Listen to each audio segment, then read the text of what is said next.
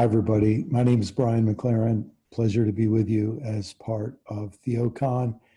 And I would like to lead you in a consideration of lived theology in a time of authoritarian resurgence. An article was written way back in March of 2016. I know that feels like a different epoch, but this Vox article included these paragraphs. Researchers like Hetherington and Weiler, Stanley Feldman, Karen Stenner, and Elizabeth Suhay, to name just a few, study what they call authoritarianism, not the dictators themselves, but rather the psychological profile of people who, under the right conditions, will desire certain kinds of extreme policies and will seek strongman leaders to implement them. The field has come to develop the contours of a grand theory of authoritarianism, culminating quite recently in 2005 with Stenner's seminal The Authoritarian Dynamic. Just in time for that theory to seemingly come true more rapidly and in greater force than any of them had imagined in the personage of one Donald Trump and his norm-shattering rise. According to Stenner's theory, there is a certain subset of people who hold latent authoritarian tendencies.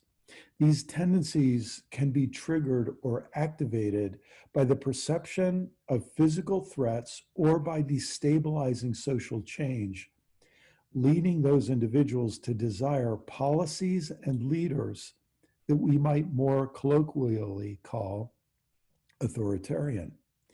It is as if the New York University professor Jonathan Haidt has written, a button is pushed that says, in case of moral threat, lock down the borders, kick out those who are different, and punish those who are morally deviant. Authoritarians are a real constituency that exists independently of Trump and will persist as a force in American politics. And of course, we'd add global politics as well. Authoritarians prioritize social order and hierarchies which bring a sense of control to a chaotic world. Challenges to that order, diversity, influx of outsiders, breakdown of the old order, are experienced as personally threatening because they risk upending the status quo, and the status quo order they equate with basic security. This is, after all, a time of social change in America and the world. The country and the world is becoming more diverse, which means that many white Americans are confronting race in a way they never had to before. Those changes have been happening for a long time, but in recent years, they've become more visible and harder to ignore, and they're coinciding with economic trends that have squeezed working class white people. When they face physical threats or threats to the status quo, authoritarians support policies that seem to offer protection against those fears. They favor forceful, decisive action against things they perceive as threats, and they flock to political leaders who they believe will bring this action.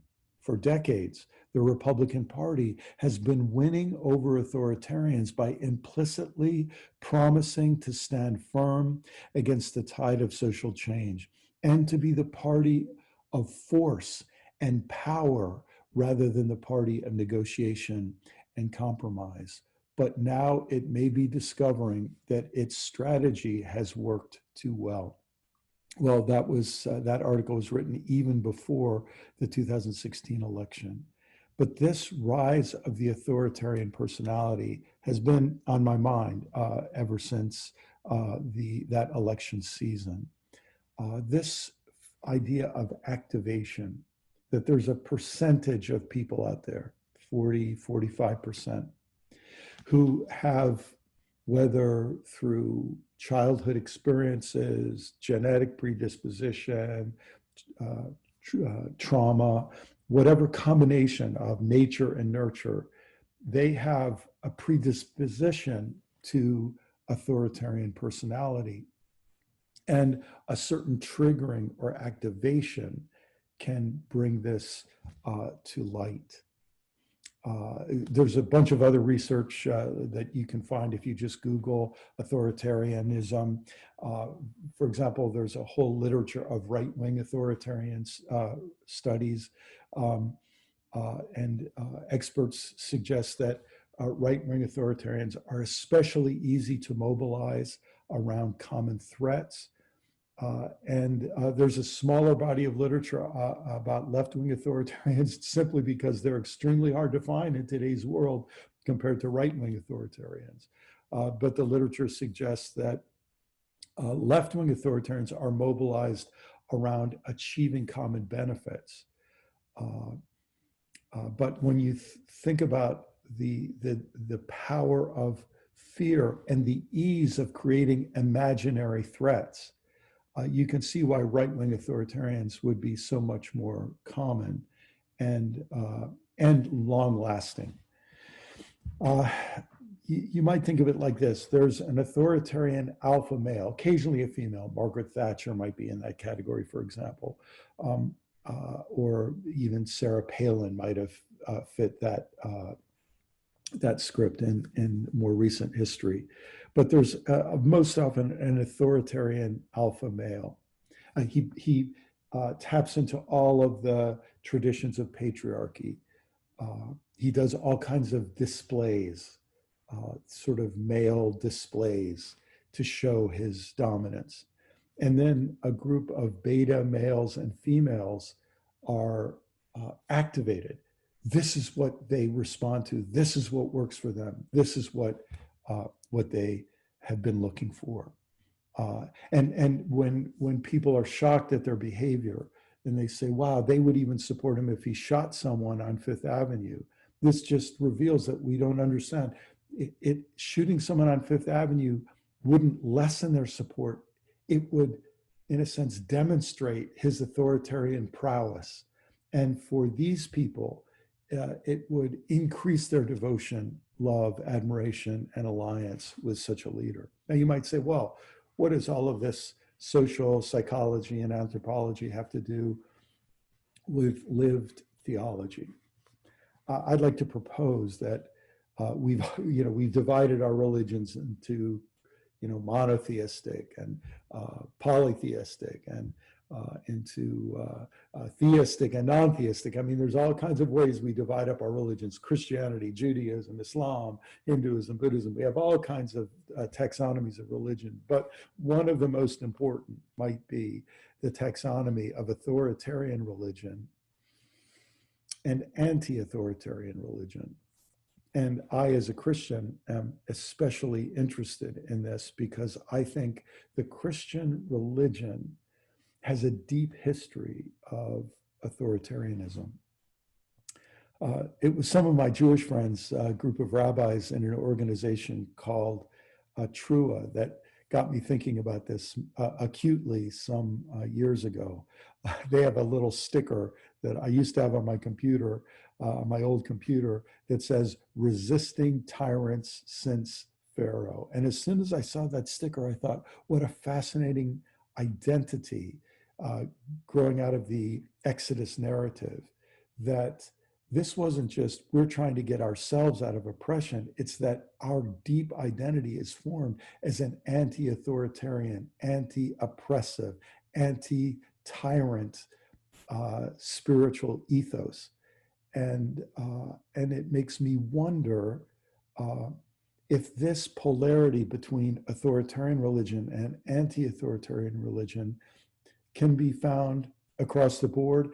And if that's the case, perhaps when we're in an era of authoritarian resurgence, we need to create stronger alliances among the anti-authoritarian wings of each religion. Because even in Judaism, even as a group like Trua stands out courageously against tyranny and against not just oppression of Jewish minorities, but they stand tall for Black lives, and they stand for LGBT equality, and they stand for anyone who's about to be scapegoated by an authoritarian.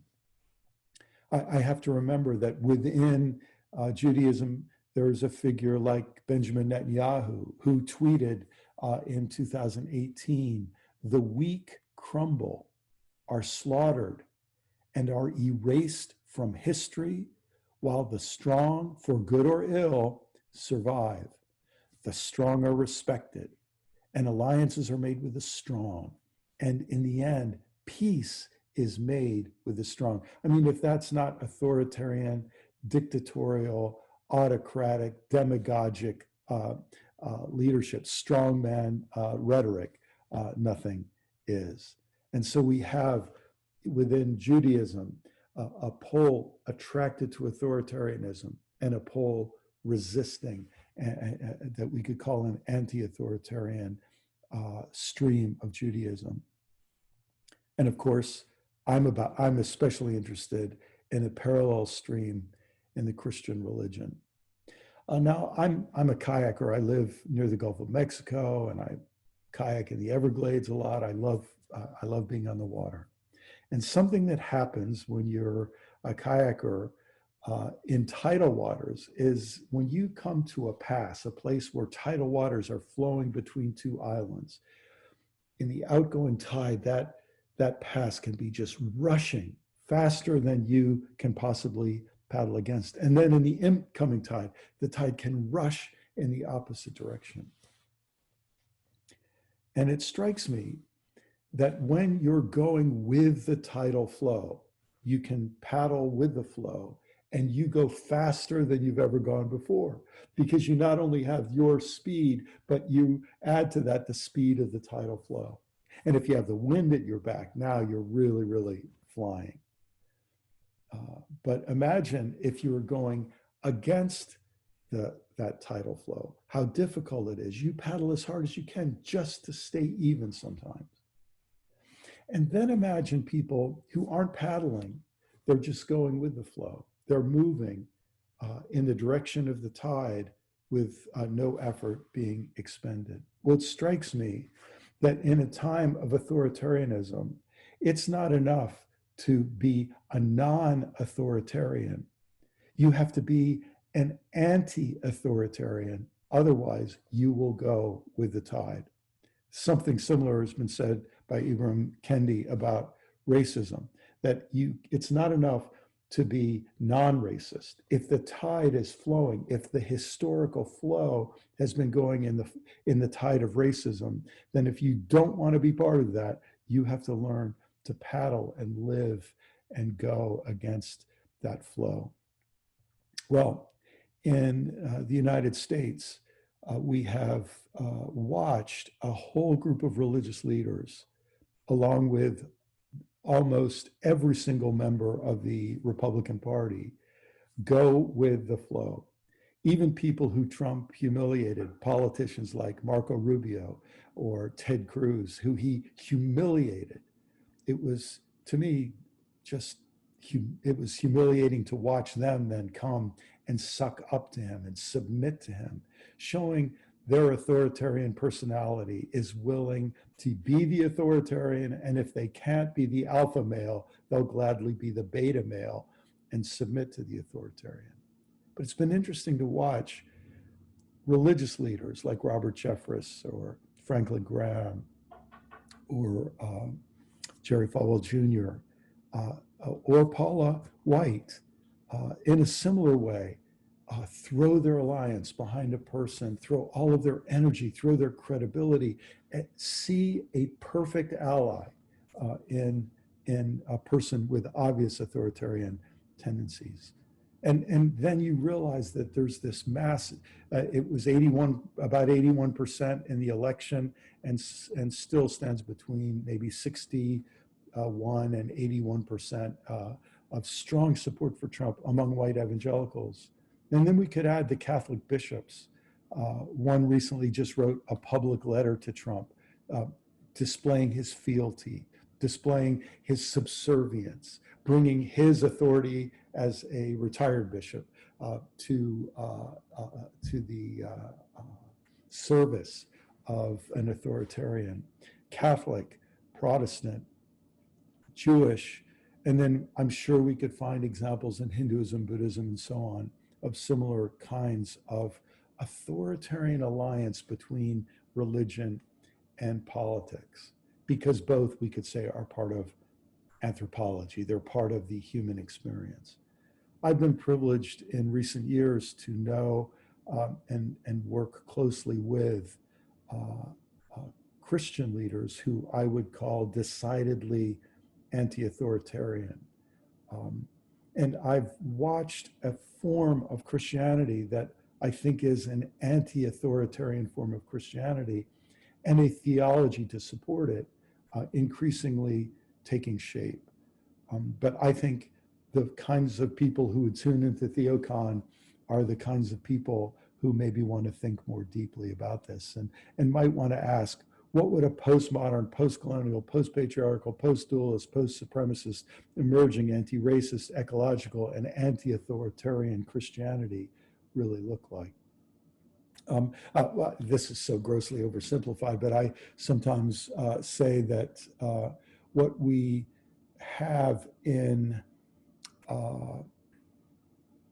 this is grossly oversimplified, but what we have in this simple diagram is a way of saying that our current culture is the modernist culture that we all have inherited uh, is bounded by certain parameters, and that the Christianities that have thrived within this modern culture, whether they're liberal or conservative, in many ways have been Christianities that were chaplaincies that helped people survive and thrive and prosper within the bounds, the cognitive stage and state of the culture, the economics of the culture, the politics of the culture. If you want to think about it this way, all of our Christianities, liberal or conservative, have taken place within a conventional modernist culture that had certain cognitive stages and states that were normative, and had a certain economics and a certain politics, and everything that we call Christianity, whether liberal or conservative, that has existed in this modernist framework, served in many ways as a chaplaincy to that cognitive stage or state, to those economics, to those politics and that culture. And I would define the culture as theopatriarchal, meaning because of the Christian influence, there was a kind of divinized patriarchy.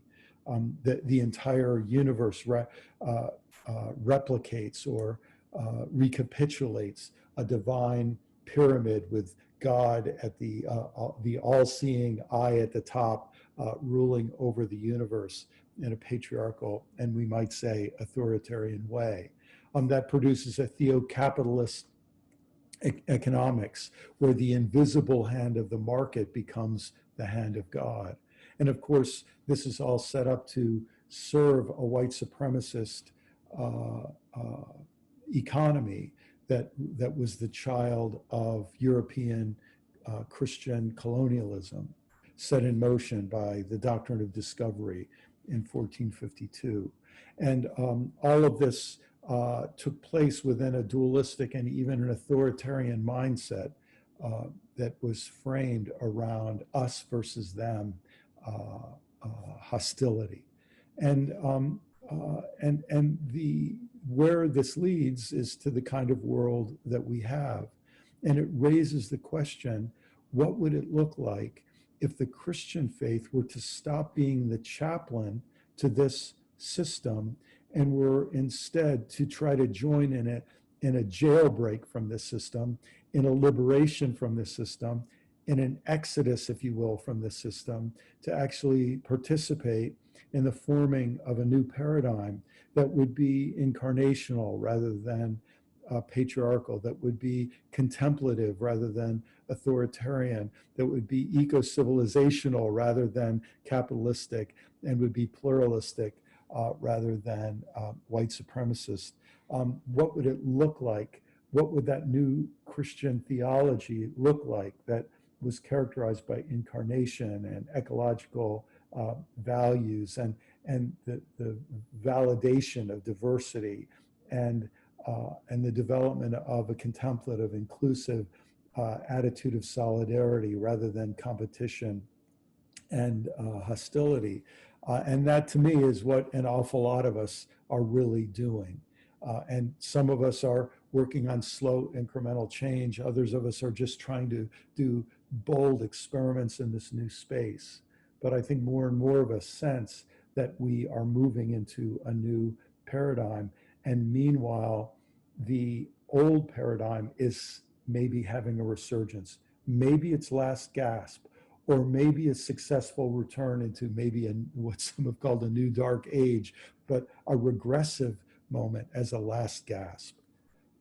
And then we have to ask, why is Christianity so resistant to change and so protective of modernity, which was never really its friend, at least as many of us understand the message of Jesus Christ and the gospel of the kingdom or sacred ecosystem of God. Now, one obvious reason Christianity has been the friend of modernity is because it took all of its donations from modernity. And just as we know that the ultra rich, the 1%, and the mega corporations have disproportionate influence in politics, the same is true in religion.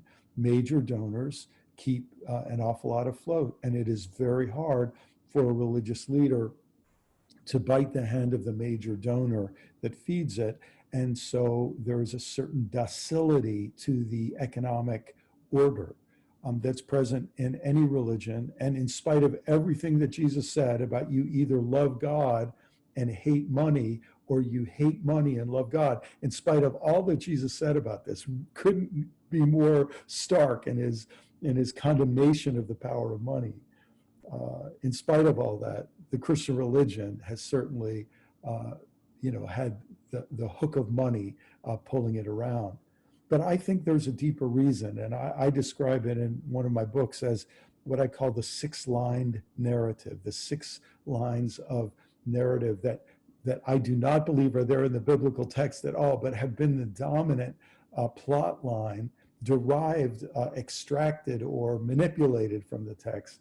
And this narrative has framed Western Christianity. We could argue about whether it's from the time of Augustine or whoever, but it certainly has become dominant in conservative Catholicism and in conservative Protestantism today. And if this isn't immediately manifest to you, then you can see this is the story of a perfect Eden, a fall into a fallen world, fallen history, and then salvation, and then an eternal existence in heaven, or a less fortunate trap door opening in the bottom for people who don't experience salvation. This is certainly the version of Christianity I was taught, and many, many millions and maybe billions of Christians also have been taught. I have become convinced that this is not the biblical story. It's far closer to the story of Plato's cave, where there's a fall from a Platonic ideal into an Aristotelian real. I also think it's the structure of the Roman Empire, that either you have peace through submission to an authoritarian leader, or you have barbarism.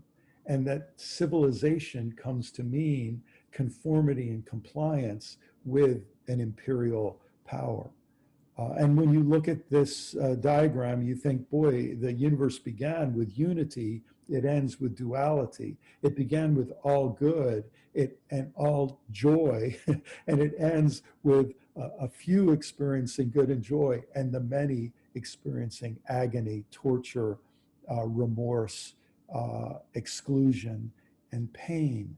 And you wonder how a story like that is good news. If I were writing a story and that was the way my story was turning out, I might decide it'd be better to not even start this story.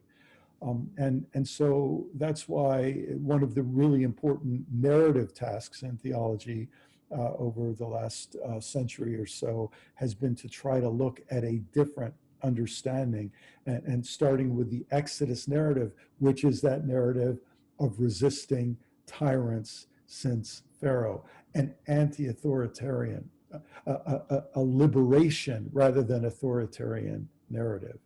And then the prequel to that Exodus story, the Genesis story, talking about a good creation and talking about oppression and slavery being defects and deformities of the original good creation. And then looking at Isaiah and the other prophets who start to realize that the vision of a promised land is not enough. Instead, we need a vision of a promised time when there's not only a place where things are good for us, that's never good enough. We have to imagine a time when things are good for everyone, where there's justice and mercy and peace for everyone everywhere. And in this expanding story space, there's room for 1 million stories to bloom.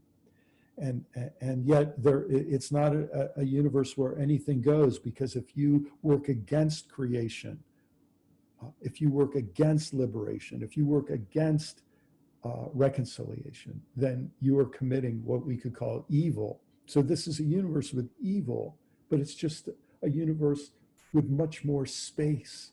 It's not a two-dimensional authoritarianism. It's a much more capacious, three-dimensional creative project, if you will. And when we put Jesus and the entire story and message and life and death and rising of Jesus in this story space, it looks very, very different. Then you imagine the usefulness, the utility of this kind of story to authoritarian leaders and their ability to trigger people with this story, to trigger authoritarian personalities. Then you realize how this story favors the slaveholders and the 1% and the dominators and the elites and the oligarchs, leaving all the others in the dust. Now, of course, all of this raises all kinds of questions. One of the most important being, is God an authoritarian personality? And so much of the theology I inherited, the neo-Calvinist theology, and so on, it was a theology where repentance meant submitting to the authoritarian leadership of God. Now, we might say he's a benign dictator, and I say he intentionally there because this is a highly masculinized God. But any God who is willing to torture eternally the non-compliant, who dare to dishonor this God's dignity. Well, all I can say is maybe we all see why relational process theologies matter so much. The authoritarian dictatorial God is replicated in human society unless we challenge the divinity of that image. And of course, one of our huge problems in the Christian religion is that nearly all of our hymns were written within that paradigm or within that context. And so much of our Eucharistic theology that's preserved in our liturgies, it all flows. And frankly, so much of the biblical text has been interpreted solely within this authoritarian context for God, and imagining a non-authoritarian understanding of the divine now becomes, I think, a supremely practical matter. It's not just a matter of theoretical theology, it becomes a matter of lived theology. And then with this resurgence of authoritarianism, I think we're naive to think that one election is going to solve this. This authoritarian resurgence is likely to increase because of increased instability in the years ahead as we face ecological instability, which will then lead to mass migrations and will lead to all kinds of political instability as the 1% double down in their attempt to retain control, as corporate elites see that they're too big to fail. Institutions are destined to fail unless they make radical changes, which will reduce their profit and power. It's hard to imagine the next 2 decades not being filled with instability and a continuing opportunity for authoritarian regimes. And suddenly we realize why contemplative spiritualities that help us see beyond and see through and survive in authoritarian regimes and never be mastered and domesticated by them. I think of the writings of a cultural anthropologist who has really been one of the leading thinkers and leading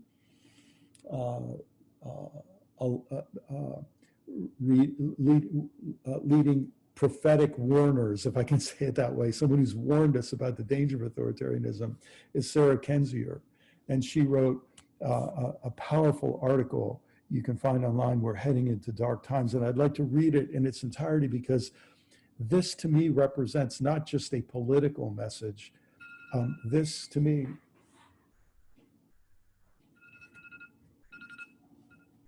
represents a deeply spiritual message, the kind of message that we need religious leaders to embody. She says, authoritarianism is not merely a matter of state control. It is something that eats away at who you are. It makes you afraid, and fear can make you cruel. It compels you to conform and to comply and accept things that you would never accept, to do things you never thought you would do. They can take everything from you in material terms, your house, your job, your ability to speak and move freely. They cannot take away who you truly are. They can never truly know you, and that's in your power. But to protect and wield this power, you need to know yourself right now before their methods permeate, before you accept the obscene and unthinkable as normal. We are heading into dark times, and you need to be your own light. Do not accept brutality and cruelty as normal, even if it is sanctioned. Protect the vulnerable. Encourage the afraid. If you are brave, stand up for others. If you cannot be brave, and it is often hard to be brave, be kind. But most of all, never lose sight of who you are and what you value. Now, if that isn't the vital work of spiritual communities, I don't know what is. And then we have to ask, how do we overcome authoritarian regimes when they're in power? And this is why theologies and spiritualities of activism matter so deeply in these times. I'll just close with a story that I'm sure you're all familiar with. In August of 2018, nobody had ever heard of her. She was just a little girl deciding to have a solitary vigil in front of her school on Fridays as a witness against the destruction of the climate, which would mean the destruction of her and her generation's future. No one could have believed that within just a matter of months, she would rise to national, international fame, and her face would be known almost by everyone in the world. That she would stand in front of the United Nations and be the adult in the room, telling them that they were fools and that they were hypocrites and that they were living in a dream world. This young girl challenging these powerful, mostly men. You say you love your children above all else, and yet you are stealing their future in front of their very eyes. People often would be somewhat patronizing to her. You give us so much hope. You and the young people give us so much hope, the old folks would say. I don't want your hope, she responded. I don't want you to be hopeful. I want you to panic and act as if the house was on fire. Because the fact is, my friends, the house is on fire.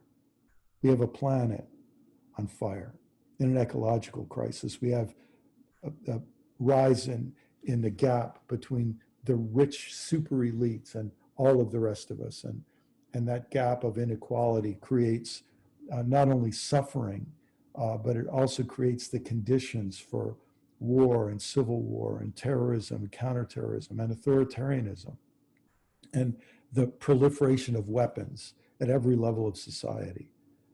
And of course, we might wish that politics and religion were addressing these first three problems, but sadly, too often, they're just the chaplaincies to the status quo. And they're bought and paid for by the same people who are destroying the environment, hoarding a larger and larger percentage of the world's wealth, and profiting by the sale of weapons and by the propping up of authoritarian regimes. And that's why we need a vital form of Christian faith that will address the existential threats posed by authoritarianism. Quite literally, we need this. to save the world from a suicidal civilization. Thank you very much.